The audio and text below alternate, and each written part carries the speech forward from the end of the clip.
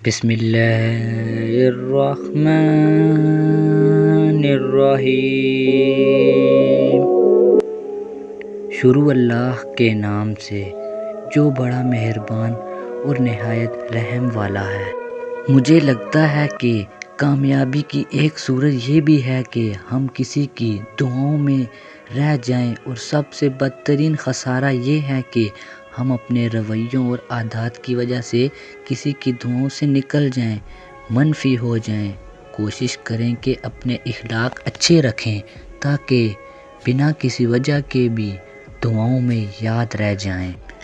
جاگنے والوں کو چاہیے سونے والوں کے لیے دعا کریں، ملنے والوں کو چاہیے بچھڑنے والوں کے لیے دعا کریں، کامیاب ہونے والوں کو چاہیے ہارنے والوں کے لیے دعا کریں، ہنسنے والوں کو چاہیے رونے والوں کے لیے دعا کریں، محبت کرنے والوں کو چاہیے نفرت کرنے والوں کے لیے دعا کریں، آگے بڑھ جانے والوں کو چاہیے پیچھے رہ جانے والوں کے لیے دعا کریں، نیکوکاروں کو چاہیے گناہ گاروں کے لیے دعا کریں، ہر ایک کو چاہیے ہر ایک کے لیے دعا کریں۔ لوگ کہتے ہیں کہ زندگی میں یہ ضروری ہے اور وہ ضروری ہے۔ میں تمہیں بتاؤں، زندگی میں کچھ بھی ضروری نہیں ہوتا، نہ مال، نہ اولاد، نہ رتبہ، نہ لوگوں کی محبت، بس آپ ہونے چاہیے اور آپ کا اللہ تعالیٰ سے ایک ہر پل بڑھتا تعلق ہونا چاہیے۔ سنا ہے یقین رکھتے ہو، کیسا یقین کہ جو چاہیے تھا وہ اسی وقت نہ ملا تو مانگنا ہی چھوڑ دیا، یا پھر ایسا یقین کہ یہ کہہ دیا کہ دعاؤں سے کچھ حاصل نہیں ہوتا۔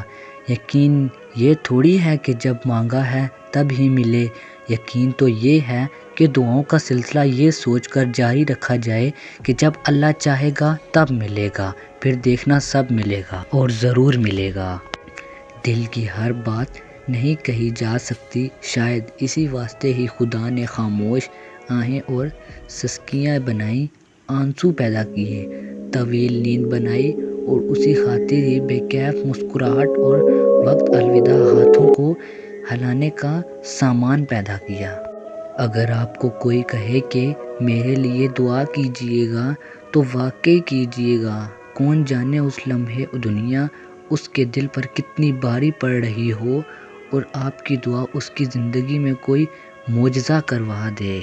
عبادت نہیں کر سکتے تو بھی پکارنے کا عمل جاری رکھو تاکہ پکارنے کے عمل سے اللہ کے ساتھ رابطہ رہے۔ یہ عمل جو ہے بہت سارے غلط اعمال سے آپ کو بچا سکتا ہے۔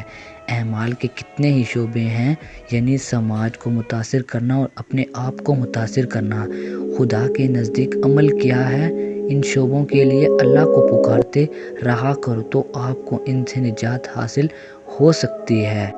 کبھی کبھی مسئلے اتنے بڑے لگنے لگتے ہیں کہ وسوسے آنے لگتے ہیں کہ اس کا کوئی حل نہیں۔ اگر ہر پریشانی کو یہ بتا دیا جائے کہ اللہ کتنا بڑا ہے، کہ میرا رب میرے ساتھ ہے، یہ پریشانی زیادہ دیر رہ ہی نہیں سکتی، تو دل کو مطمئن ہو جاتا ہے۔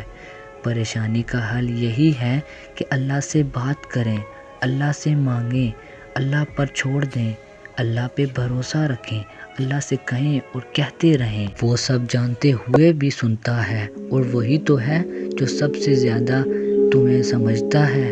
آنکھ آنسو بہاتی ہے اور دل غمگین ہے، مگر ہم زبان سے وہی کہیں گے جس پہ ہمارا رب راضی ہو۔ آویزے کو پکڑے اس کا ہاتھ بے دم سا گر گیا۔ رسول اللہ صلی اللہ علیہ وآلہ وسلم نے فرمایا، صبر صدمے کی پہلی چوٹ پہ ہوتا ہے، اور انہوں نے یہ بھی کہا تھا کہ جو شخص گریباں چاک کر رخسار پہ تمانچے مارے اور جاہلیت کی طرح کرے وہ ہم میں سے نہیں۔ اور جانتے ہو معاف کرنا کیا ہوتا ہے؟ محمل کا سر خود بخود نفی میں ہل گیا۔ اس کو دکھ نہ دینا جس نے آپ کو دکھ دیا ہو، ان کو ان کے رویے کا احساس تک نہ دلانا، کچھ نہ بتانا، یہ معاف کرنا ہوتا ہے۔ غم کو ہرانے کے لیے صرف 3 داؤ بہت ہیں: ایمان، صبر، رضا۔ اور اللہ کی محبت جیتنے کے لیے صرف ایک: جو میرے رب نے چاہا میں اس پہ راضی ہوا۔ تنہائی کے بعد پھر یقین سے ملاقات ہوتی ہے۔ جب تنہائی روح کا حصہ بن جاتی ہے تب اللہ روح کو یقین سے منور کر دیتا ہے، ہر اس بات کا یقین جسے عام شخص دیکھنے سے قاصر ہوتا ہے۔ اللہ کی موجودگی کا یقین، اس کی مصلحتوں کا یقین، اس کی رضا کا یقین، اس کی محبت کا یقین، اسے دیکھنے والی آنکھوں کو یقین، سانسوں کے بحال سلسلے کا یقین، لا حاصل کے حاصل ہونے کا یقین، ناممکن ہے ممکن ہونے کا یقین، مسکراہٹوں کے لوٹ آنے کا یقین، وقت کے گزر جانے کا یقین، موت کا یقین اور پھر موت کے بعد اللہ سے ملاقات کا یقین۔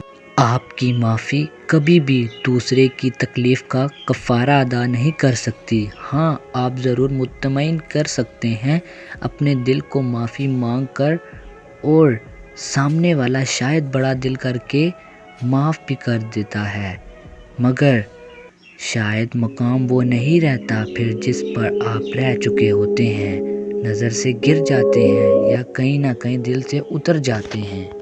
خسارہ ہے ہر وہ چیز، ہر وہ سہولت، ہر وہ شخص کے جس کی قیمت آپ کا ذہنی سکون ہو۔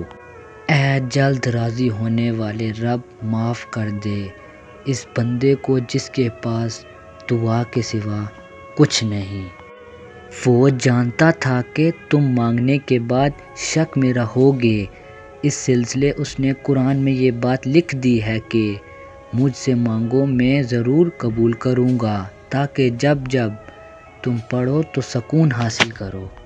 کتنا سکون دیتی ہے نا یہ آیت، رو نہیں میں تمہارے ساتھ ہوں، سن بھی رہا ہوں اور دیکھ بھی رہا ہوں۔ میں اپنے نفس سے بہت خوش ہوں کیونکہ مجھے دوسروں کی خوشیاں دیکھ کر کبھی رنج نہیں ہوتا، مجھے لوگوں کے پاس دولت دیکھ کر لالچ نہیں ہوتا، میں کسی دوسرے کی قسمت پر رشک نہیں کرتا، میں اپنی زندگی اپنے نصیب کے ساتھ صبر شکر سے جیتا ہوں۔ اچھوں کے ساتھ برا نہیں ہوتا، اچھوں کے امتحان زیادہ ہوتے ہیں، جن کے امتحان زیادہ ہوں ان کے درجات بھی زیادہ ہوتے ہیں۔ پیچھے مڑ کے مت دیکھو، کوئی نہیں جانتا کہ دنیا کیسے شروع ہوئی، مستقبل کے بارے میں نہ ڈرو، کچھ بھی باقی رہنے والا نہیں ہے، اگر تم ماضی اور مستقبل میں پھنسے رہو گے تو حال گزر جائے گا۔ عین ممکن ہے کہ تمہاری دعائیں قبول ہو چکی ہوں، اللہ کی مدد بس پہنچنے والے ہی ہو، تم اپنی منزل کے دروازے پر موجود ہو اور بس اب دروازے کھلنے ہی والا ہو۔ یقین کرو اللہ تمہاری راہیں بہت جلد آسان کرنے والا ہے۔ جب خلوتوں کو سنوار لیا جائے تو اللہ تعالیٰ جلوتوں کو بھی خوبصورت بنا دیتا ہے۔ جانتے ہو جو سچا مومن ہوتا ہے نا، وہ کبھی سکون سے نہیں رہ سکتا، وہ پوری دنیا کو بھی اگر اللہ کے سامنے جھکا لے پھر بھی تنگی ختم نہیں ہوتی، خدا ذات ہی ایسی ہے۔ کامل سکون تو اللہ کو دیکھ کر ہی ملے گا مومنوں کو۔